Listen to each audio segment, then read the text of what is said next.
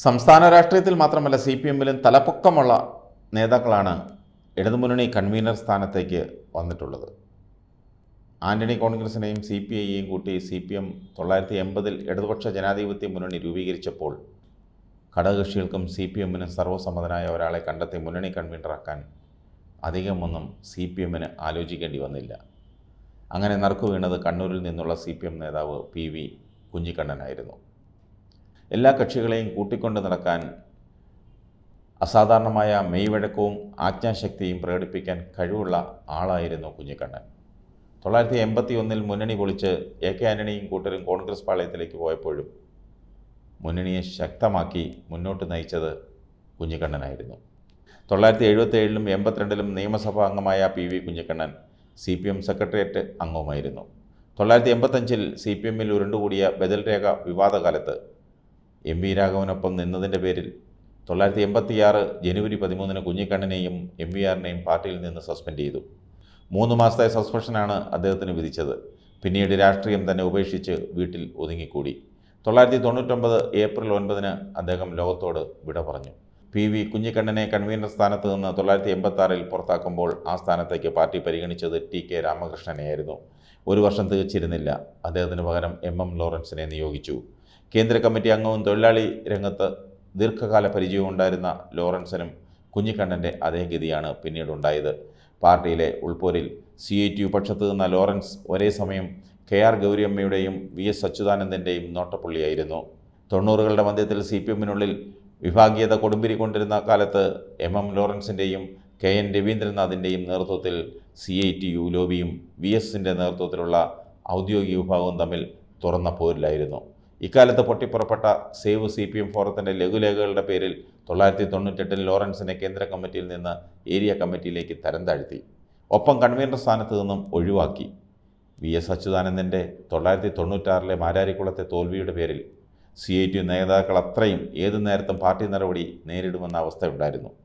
1998-ൽ പാലക്കാട് നടന്ന സംസ്ഥാന സമ്മേളനത്തിൽ MM Lawrence, Raveendranath, IV Das, VB Cherian തുടങ്ങിയവരെ സംസ്ഥാന സമിതിയിലേക്കുള്ള തെരഞ്ഞെടുപ്പിൽ തെരഞ്ഞുപിടിച്ച് തോൽപ്പിച്ചു.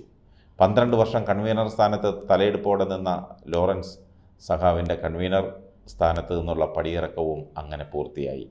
പാർട്ടിയുടെ പരമോന്നത കമ്മിറ്റിയായ കേന്ദ്ര കമ്മിറ്റിയിൽ നിന്ന് ഏരിയ കമ്മിറ്റിയുടെ മൂലകരിക്കാനും പാർട്ടി തെട്ടൂരമിറക്കി. പാർട്ടി അച്ചടക്കം എന്നും പാലിച്ചിരുന്ന അദ്ദേഹം മുറുമുറുപ്പില്ലാതെ ഏരിയ കമ്മിറ്റിയിലും പ്രവർത്തിച്ചു. തുടർന്ന് 98 മുതൽ 2001 വരെ VS അച്യുതാനന്ദൻ കൺവീനറായി. അതിനുശേഷം 2001 മുതൽ 2006 വരെ പാലോളി മുഹമ്മദ് കുട്ടിയും 2006 മുതൽ 2018 വരെ വൈക്കം വിശ്വനും 2018 മുതൽ 22 വരെ A വിജയരാഘവനും കൺവീനർമാരായി. അതിനുശേഷമാണ് EP ജയരാജൻ കൺവീനറായി രംഗപ്രവേശം ചെയ്യുന്നത്.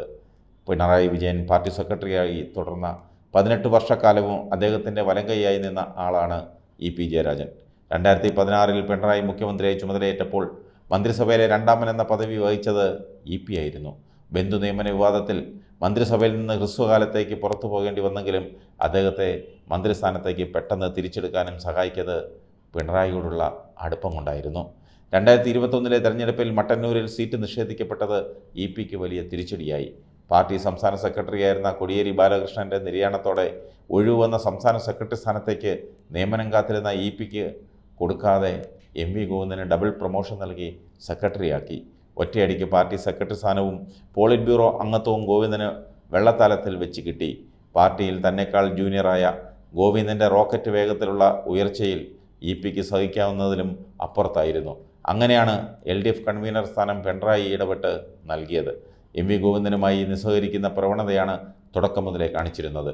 അദ്ദേഹം നടത്തിയ ജാഥയിൽ സഹകരിക്കാതെ കറങ്ങി നടക്കുന്ന ജയരാജനെയാണ് പാർട്ടി നേതാക്കളും അണികളും പിന്നീട് കണ്ടത്. അറിഞ്ഞും അറിയാതെയുമൊക്കെ വിവാദങ്ങളിൽ ചെന്ന് ചാടുന്നത് പതിവായിരുന്നു. 2022-ൽ നടന്ന ഒരു സംസ്ഥാന കമ്മിറ്റിയിൽ P ജയരാജൻ EP-ക്കെതിരെ അഴിമതി ആരോപണം ഉന്നയിച്ചു. EP-യുടെ മക്കളും ഭാര്യയും നടത്തുന്ന ആയുർവേദ റിസോർട്ടുമായി ബന്ധപ്പെട്ട അനധികൃത സ്വത്ത് സമ്പാദനമാണ് ചർച്ചയാക്കിയത്. EP പല ന്യായീകരണങ്ങൾ നടത്തിയെങ്കിലും അതാരും മുഖവിലക്കെടുത്തില്ല. ഇതിന് പിന്നാലെ റിസോർട്ടിൽ ആദായനികുതി വകുപ്പിൻ്റെ റെയ്ഡും അന്വേഷണവുമൊക്കെ ഉണ്ടായി.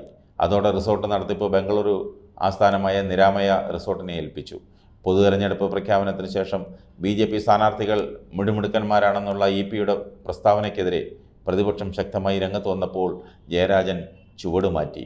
ഇടത് സ്ഥാനാർത്ഥികൾ ജാഗ്രത പാലിക്കാൻ വേണ്ടി പറഞ്ഞതാണെന്നൊക്കെ പറഞ്ഞുവെങ്കിലും ആ ന്യായീകരണം ആരും മൈൻഡ് ചെയ്തില്ല. ഏറ്റവും ഒടുവിൽ ശോഭാ സുരേന്ദ്രൻ കുടം തുറന്നുവിട്ട ഭൂതം ജയരാജനെ വരിഞ്ഞു മുറുക്കി.